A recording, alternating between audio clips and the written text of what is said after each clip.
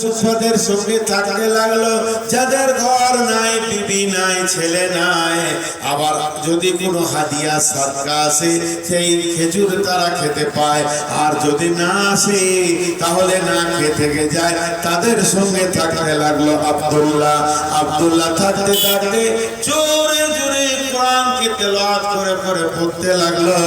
অন্য সাহাবীরা আসহাবে সুফাদের মধ্যে গিয়ে আল্লাহর নবীকে বলছেন, ইয়া রাসূলুল্লাহ, আব্দুল্লাহ এমন করে কোরআন পড়ে, ওকে আস্তে করে পড়তে বলেন, আমাদের সহ্য হয় না, আমরা এত চিল্লানি শুনতে পারি না। বিশ্বনবী বললেন, তোমরা ধৈর্য ধরে নাও, আমি আব্দুল্লাহকে মানা করতে পারবো না, কারণ আব্দুল্লাহ বহু ত্যাগের বিনিময়ে আজকে ইসলামের ভিতরে এসেছে।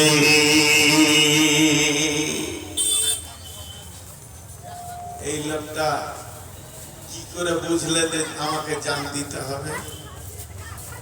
মুতার যুদ্ধে মদিনাতে এলান হয়ে গেল, যার কাছে যা আছে মাল মসজিদে নববীতে জমা করো।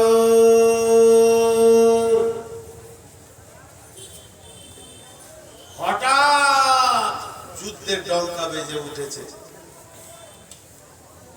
রোম সম্রাট, পারস্য সম্রাট, বিরাট শক্তির অধিপতি ছিলেন, তারা তখন জর্ডান বর্ডার হয়ে মুতা নদী প্রান্তে হাজির হয়ে গেছে। আর বিশ্বনবী তখন সেনাদেরকে রেডি করছে, বহুত রাস্তা যেতে হবে, তোমরা তৈরি হও নিজের নিজের মাল নিয়ে। বাইতুল মালে মাল নাই, এলান করে দাও। এখন হঠাৎ টাকা দরকার, এলান করা হলো, ও মদিনার আনসার মুহাজিরেরা, তোমাদের কাছে যার যার মাল আছে জমা করো। একবার দৃশ্যটা ভাবেন, আমি আপনাদেরকে ভাবতে বলছি। এলান হওয়ার পর যার যেমন মাল আছে ওই রকম মাল নিয়েছে রসুলের কাছে হাজির হয়েছে। আর একবার বলছি, যার যেমন মাল আছে ওই রকম মাল নিয়েছে রসুলের কাছে হাজির হয়েছে। আমি ওই আয়াতটা তফসিরে আছে, অন্যদিকে মাথা নিয়ে যাবেন না। আব্দুল্লাহর কি আছে? তো ঘরও নাই, বাড়ি নাই, মসজিদে আসহাবে সুফাদের সঙ্গে থাকছে, কিন্তু একটা মানুষের যেমন পেটে ব্যথা উঠলে, খুব পায়খানার চাপ দিলে উঠা বসা আর হুসফুস হুসফুস করে, আব্দুল্লাহ ওই অবস্থা করছে। কেন গো? মন দিয়ে শোনেন। আব্দুল্লাহ একবার দাঁড়াচ্ছে, একবার বসছে, একবার রসুলের দিকে দেখে, দুই পায়ে গিয়ে যায়, আবার পেছিয়ে এসে বসে, আবার যেন উঠে দাঁড়ায়। আব্দুল্লাহ মনে মনে করে, হতভাগা আব্দুল্লাহ রে, তোর দুইটি কম্বল, এছাড়া নাই কোনো সম্বল। গায়ের যদি তুই দিয়ে দিস তাহলে গাটা খালি হয়ে যাবে, পাছাটা থাকবে ঢাকা, আর যদি নিচের কম্বলটা দিস তাহলে পাছা খুলে যাবে, গাটা ঢাকা থাকবে। তাহলে তুই কি দান করবি? আজকে মালের প্রতিযোগিতা লেগে গেছে, সাহাবীরা নিজের নিজের মাল নিয়ে মসজিদে মালের ঢেরি লেগে গেল। এখানে অমুকের মাল এলো, এখানে তোষকের মাল এলো, এখানে সে দিল, অমুক দিল, তোষক দিল, সবাই দিল। আব্দুল্লাহ রে, তোর নামটা কি লিস্টে আসবে না?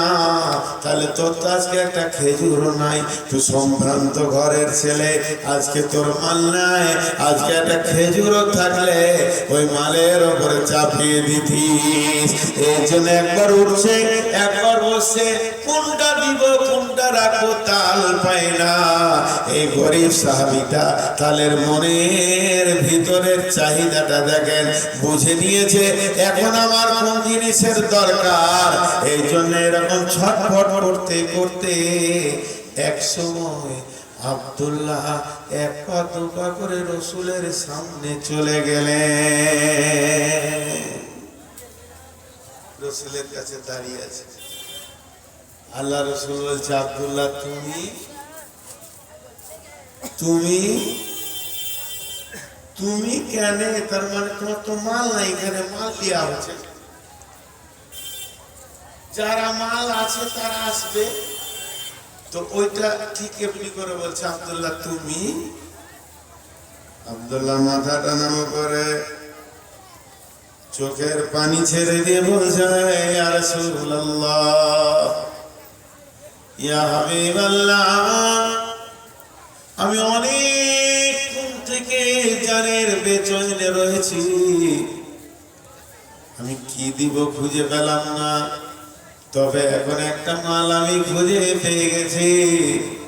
দয়ার নবী গো, যদি এই মালটা গ্রহণ করে নিতেন আব্দুল্লাহ বড় খুশি হয়ে যেত। বিশ্বনবী বললেন বলো। তখন আব্দুল্লাহ বলছেন ইয়া রাসূলুল্লাহ, কম্বল দুটার মধ্যে একটা দেয়া যাচ্ছে না, এছাড়া আদার্স কোনো মাল নাই। অনেক চিন্তা করে দেখলাম আমার একটা জান আছে, আমাকে এই মোতার যুদ্ধে আমার জানটা দেওয়ার মতো সুযোগ দেন। আল্লাহর নবী বললেন যাও, কবুল, তুমি ওই জিহাদে যাবে। এবার সমস্ত মাল রেডি হয়ে গেল, জিহাদে মাল। সাহাবীরা যখন বেরোতে শুরু করলেন, রাসূলের সঙ্গে মুলাকাত করে আর এক এক করে বেরিয়ে যায়। এবার আব্দুল্লাহর পালা যখন করেছে, আব্দুল্লাহ বলছেন ইয়া রাসূলুল্লাহ, আপনি আপনার আব্দুল্লাহর জন্য দোয়া করেন, একে যেন আল্লাহ এর জানটা কবুল করে নেয়। আব্দুল্লাহর ঘাড়ে হাত দিয়ে আল্লাহর নবী বললেন এ আল্লাহ, আব্দুল্লাহ বহু ত্যাগের বিনিময়ে দ্বীন ইসলামে এসেছে, আমি তোমার আখিরি পয়গম্বর নবী মুহাম্মদ আব্দুল্লাহর জন্য, কাফেরদের জন্য আব্দুল্লাহর রক্তকে হারাম করে দিলাম। তখন আব্দুল্লাহ চিৎকার করে বলল ইয়া রাসূলুল্লাহ, ওদের জন্য যদি আমার রক্তটা হারাম হয়ে যায় আমি শহীদ কেমন করে হব? বিশ্ব নবী বলেন আব্দুল্লাহ রে, তুমি যদি বিছানায় মারা যাও তবুও তুমি শহীদের দরজা পাবে। এ আব্দুল্লাহ বেশ কিছুদিন পর মুতার প্রান্তে, ওখানে বেশ কিছুদিন ঠান্ডা খোলা আকাশে থাকার কারণে পৃথিবী ছেড়ে চলে গেলেন, রোগে আক্রান্ত হয়ে চলে গেলেন। এই সন্ধ্যার সময় নিয়ে যাওয়া হচ্ছে কবরে, রাস্তা দেখানোর জন্য হযরতে বেলালের হাতে রয়েছে মশাল, মশালকে জ্বালিয়ে দিয়ে নিয়ে যাচ্ছেন, কবরের দিকে নিয়ে যাচ্ছেন, আর সব লোক যাচ্ছে। হযরতে বেলাল বলছে আমি যেন শুনতে পেয়েছি কবরে কে নেমেছে লাশকে নামানোর জন্য। বলছে তোমাদের ভাইকে আস্তে আস্তে আস্তে আস্তে কবরে নামাও। তাকে কবরে নামানো হচ্ছে। আমি দলকে ছেড়ে সমস্ত ভিড়কে ফাড়িয়ে দিয়ে একবার সামনে গিয়ে দেখলাম লোকটা কে, লোকটা অন্য কেউ নয়, লোকটা হলো আখিরি পয়গম্বর নবী মুহাম্মদুর রাসূলুল্লাহ সাল্লাল্লাহু আলাইহি ওয়াসাল্লাম। নিজের হাতে আব্দুল্লাহ লাশকে রাখলেন। কেউ বলে লাশকে ধরে এরকম করে বলেছিলেন, আবার কেউ কেউ বলছে না লাশকে কবরে রেখে যখন দাফন হয়ে গেল আল্লাহ নবী লম্বা দোয়া করলেন না, লম্বা কথা বললেন না, ছোট্ট একটা কথা বললেন, এই আল্লাহ, আব্দুল্লাহ এতদিন আমার কাছে ছিল, আমি আব্দুল্লাহর উপরে রাজি ছিলাম, এই আল্লাহ তুমি আমার আব্দুল্লাহর উপরে রাজি হয়ে যাও। এই জীবনগুলো কখন হয়েছে? ত্যাগগুলোর দিকে তাকা, ত্যাগের দিকে তাকা। এই জায়গায় আল্লাহ রাসূল বলছে আমি রাজি, তুমি রাজি হয়ে যাও আল্লাহ। এই দোয়াটা কখন পেয়েছে? জি ভাই, আজকে বক্তা শ্রোতা সবাই আমরা ঈমান থেকে বহু দূরে চলে গেছি। কি বুঝাবো, কি দিব, কি বুঝাবো, কি দিব খুঁজে পাই না। এর জন্য আমার শুরু ভূমিকায় ছিল হে মুমিন, তোমার জান তোমার মালকে আল্লাহ বলছে আমি জান্নাতের বিনিময়ে কিনে নিয়েছি। আজকে আমাদের জান আমাদের মাল আর আমাদের হাতে নাই, কিন্তু আমরা বুঝি না। জি হযরত ওসমান কত মাল দান করেছেন। আল্লাহ রাসূলের কাছে একটা যুবক এলো, ইয়া রাসূলুল্লাহ, আমি কয়েকদিন খেতে পাইনি, আমাকে কিছু দেন। নবীজি বললেন, তুমি ওসমানের ঘরে যাও। ওই যুবক ওসমানের বাড়ি গেল। ওসমান গনি ওর বিবিকে বকছে, দেখে ফিরে এলো। রসুলকে বলছে, ইয়া রাসূলুল্লাহ, খুব বকাবকি করছে, যাও। এবার গেল ওসমানের ঘরে, দরজায় ধাক্কা দিল। ওসমান বেরিয়ে এলেন, জিজ্ঞাসা করছে, কি বাবু? বলে, কি, আমি রসুলের কাছে এসেছিলাম, রসুল আমাকে পাঠিয়েছে আপনার কাছে, আমি আমার পরিবারকে নিয়ে কয়েকদিন না খেয়ে আছি। ওসমান কিছু মাল দিলেন। যুবক বলে, বন্ধু, এই মালটা আমি আর কিছুক্ষণ আগে আপনার কাছে চাইতে এসেছিলাম, ফেরত দিয়েছি। হযরত ওসমান বলে, আমি তো কাউকে ফেরত দিইনি। যুবক বলে, আমি মাল চাইবো কোথা? দরজায় যখন এলাম, আপনি আপনার বিবিকে বকছেন। আর বকার কারণটা কি? দুইখানা প্রদীপ জ্বেলেছে, একটা আলোতে হয়ে যাবে, একটা প্রদীপে হয়ে যাবে, দুইটা অতিরিক্ত জ্বেলেছে, এই জন্য আপনি বকছিলেন। আমার মন বলছে, যার ঘরে দুইটা প্রদীপ জ্বলে সে বিবিকে এত বকে, ওই লোক কি দান করতে পারে নাকি? এই জন্য আমি লজ্জায় পালিয়ে গেছিলাম, শরমে পালিয়ে গেছিলাম, আবার আমি ফিরে আসলাম। তখন হযরত ওসমান বলছে, বন্ধু, তুমি বলো, কিয়ামতের দিন হিসাব লেনদেন চলবে, সেদিন হিসাব নেওয়া হবে, হিসাব দেওয়া হবে। আমি যেগুলো দান করছি এগুলো আমাকে আল্লাহ হিসাব দেবে, আর যেগুলো আমি খরচা করছি বাড়িতে, এগুলো হিসাব আল্লাহকে আমাকে দিতে হবে। অতএব কিয়ামতের দিন হিসাব দেওয়ার থেকে হিসাব নেওয়া আসান। এর জন্য আমি খরচা করতে ভয় পাই, দান করতে ভালো লাগে। দান করতে ভালো লাগে। জি, মুমিনের গুণই হচ্ছে দান করা। মুমিনের গুণ হচ্ছে তার মাল থেকে আল্লাহ রাস্তায় বের করে দেওয়া। কোরআন শুরু করতে যে আল্লাহ বলেছেন, বিসমিল্লাহির রহমানির রহিম, আল্লাযীনা ইউমিনুনা বিল গায়বি ওয়া ইউকিমুনাস সালাতা ওয়া মিম্মা রাযাকনাহুম ইউনফিকুন।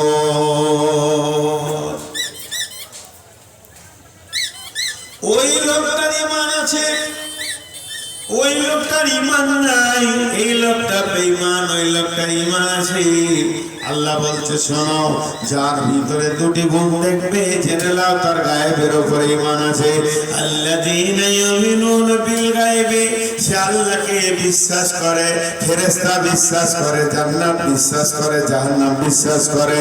যেগুলো চোখে দেখলো না এগুলোকে বিশ্বাস করে। কি কাজ দেখলে বুঝতে পারবে? সে পৃথিবীতে দুইখানা কাজ করবে। আল্লাযীনা ইউমিনুনা বিল গায়বি, গায়েবের উপরে, অদৃশ্যের উপরে বিশ্বাস আছে কিনা। মুমিনের ঈমান আনার ব্যাপারে যতগুলো চ্যাপ্টার আছে, 6টা জিনিসের উপরে ঈমান আনতে হবে। তার মধ্যে কিছু গায়েব হচ্ছে, আল্লাহকে দেখলাম না, ঈমান আনলাম, আবার আখিরাত দেখলাম না, জান্নাত দেখলাম না, জাহান্নাম দেখলাম না, ফুলসিরাত দেখলাম না, ফেরেশতা দেখলাম না, এর উপরে ঈমান আনতে হবে। এবার তুমি বুঝবে কি লোকটার মধ্যে ঈমান আছে কি না।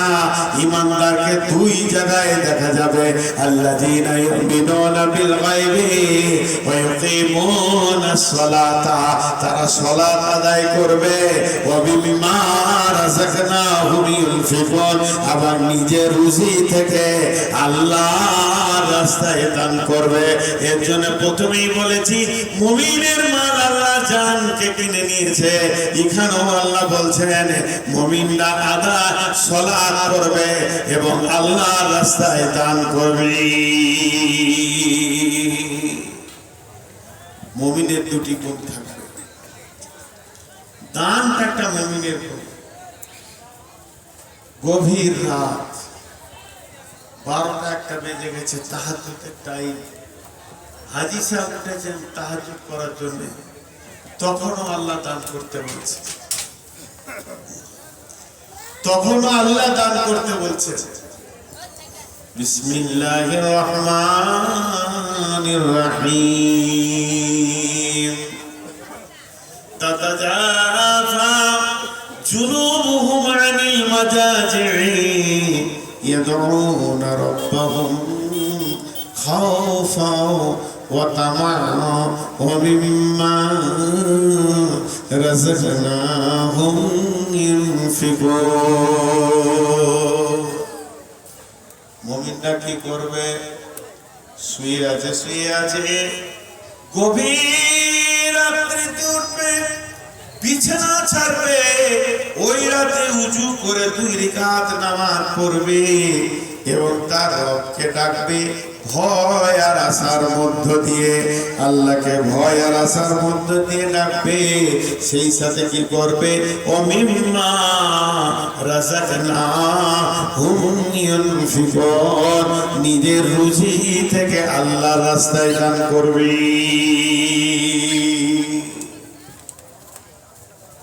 ভাইয়া, এখন একটা কথা বলি আপনাদেরকে, একটা কথা ধ্যান দিয়ে শুনেন। 5টা মিনিট বসেন, 5টা মিনিট আমি বক্তব্যের সারাংশটা ফুটিয়ে দিই। আজ বক্তব্যের শুরুয়াত কি ছিল? মুমিনের জান মাল আল্লাহ কিনে নিয়েছে। বক্তব্যের শেষ অংশ কি হলো? মুমিন গভীর রাতে কাঁদবে, তাও আল্লাহর রাস্তায় দান করবে। মুমিন আমরা যদি হতে চাই, তা আমাদের জান মাল আল্লাহর জন্য রেডি করতে হবে।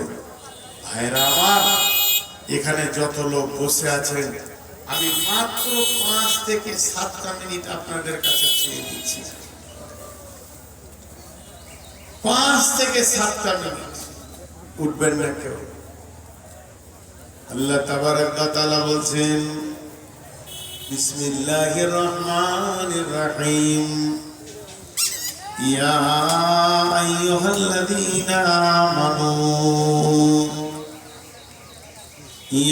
আইয়ুহাল্লাযীনা আমানু ইসতাঈনু বিস-সাবরি ওয়াস-সালাতি ইন্নাল্লাহা মা'আস-সাবিরিন ওয়া লা তাকুলু লিমান ইয়ুকতালু ফী সাবিলিল্লাহি আমওয়াতুন বাল আহইয়াউ ওয়ালাকিন লা তাশউরুন। وَلَنَبْلُوَنَّكُمْ بِشَيْءٍ مِّنَ الْخَوْفِ وَالْجُوعِ وَنَقْصٍ مِّنَ الْأَمْوَالِ وَالْأَنفُسِ وَالثَّمَرَاتِ। এখানেও আল্লাহ ঈমানদারদেরকে বলছে, ধৈর্য ধরে আমার কাছে সম্পদ চাও। খবরদার, শহীদদেরকে মৃত্যু বলবে না, বরং তারা জীবিত, তোমরা বুঝবে না। এবং হে মুমিনের দল, পৃথিবীতে তোমার জানের উপরে, মালের উপরে পরীক্ষা চলবে। ওয়ালা নাবলুওয়ান্নাকুম বিশাইইন মিনাল খাউফি ওয়াল জু'i ওয়া নাকসিম মিনাল আমওয়ালি ওয়াল আনফুসি ওয়াস সামারাত। মুমিন যে হবে, জান মালের বিনিময়ে আল্লাহর কাছে সে যেন কোনদিন ফেল করবে না, পাস করে যাবে। হযরত ইব্রাহিম আলাইহিস সালাম সন্তানকে আল্লাহর সামনে জবাই করে দেখিয়ে দিল, আমি আল্লাহ তোমাকে ভালোবাসি। যা হোক, কুদরতে জবাই হলো না, সেটা আল্লাহর ক্যাপাসিটি। ইব্রাহিম দেখিয়ে দিয়েছে, আমি জানও দিতে পারবো, মালও দিতে পারবো। অতএব আল্লাহ তাবারক ওয়া তাআলা বলছেন, হে আমার ঈমানদার, তোমাদের জান মাল আমি জান্নাতের বিনিময়ে কিনে নিয়েছি।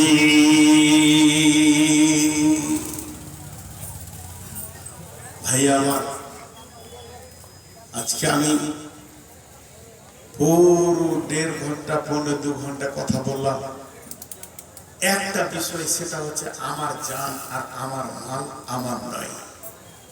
দ্বিতীয় কোনো বিষয়ে আমি জানি।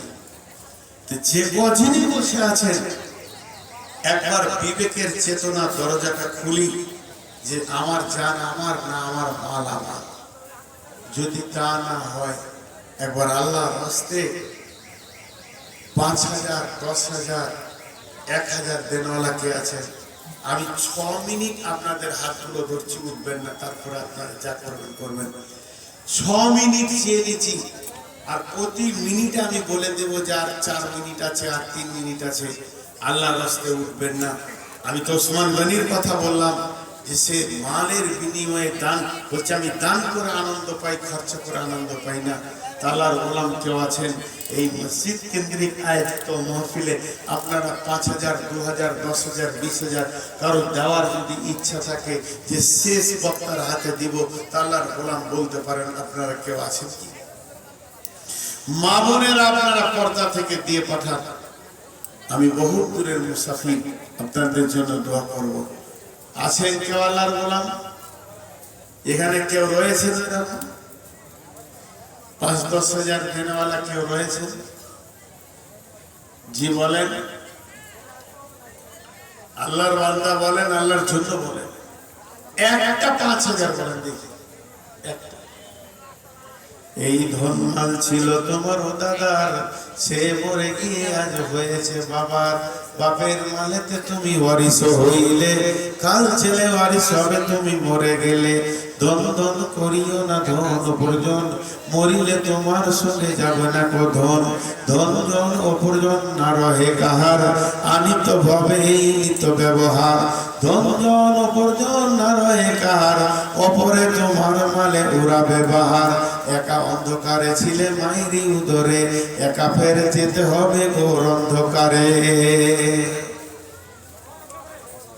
দেখেন পাচ্ছি কিনা, দেখেন জামাল হোসেন, দাদা দাদি চাচা, এরা সব দুনিয়াতে নাই। ৫,০০০ টাকা দিয়েছে, ১০,০০০, ৫,০০০ নগদ, ৫,০০০ লিখে দেয়। জামাল হোসেন ভাই অনেক জনের মনের আকাঙ্ক্ষা, এই আল্লাহ জামাল ভাই ১০,০০০ দান করেছে নগদ বাকি নিয়ে। মাহবুব দানটা তুমি কবুল করে নাও, আমি মুসাফির তোমার কাছে আবেদন করি। এবং যতজনকে সে নিয়ত করেছে, দাদা দাদি আর ভাই চাচা, যার যত আত্মীয় স্বজন মাটির নিচে চলে গেছে, আল্লাহ তাদেরকে তুমি মাফ করো, ক্ষমা করো, তাদেরকে তুমি দয়া করো। কিয়ামতের দিন নবীর হাতে পানি পান করা তৌফিক দিও। শহীদের দরজা দান করিও, শহীদের সঙ্গে তুমি জান্নাত দান করিও, ফুলসেরাতে পার করে দিও। মাবুদ গো, আমি যা চেয়েছি তা দাও, আমি যা চাইনি তাও তুমি দাও।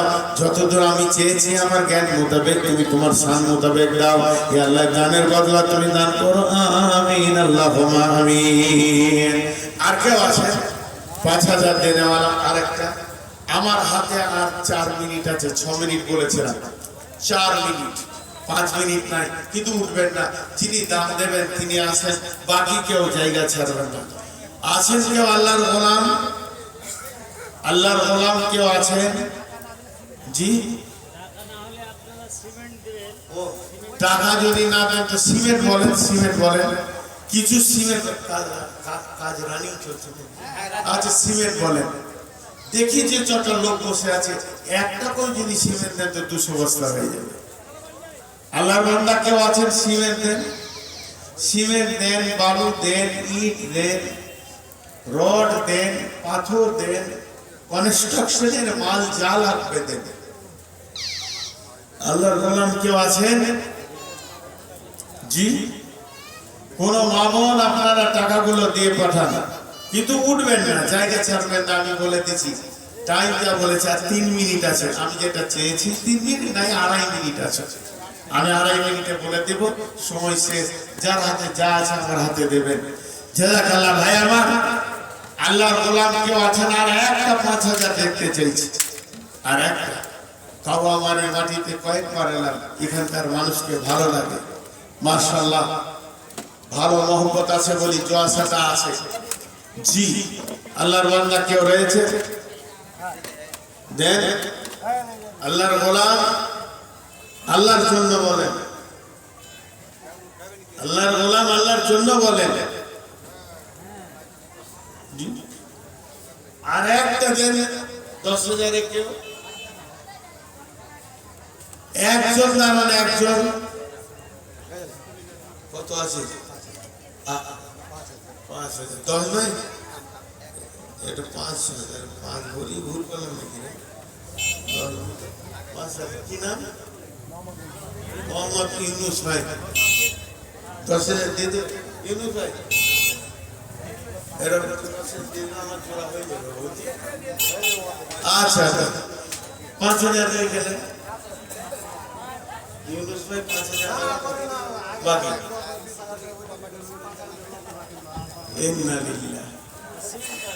সিমেন্ট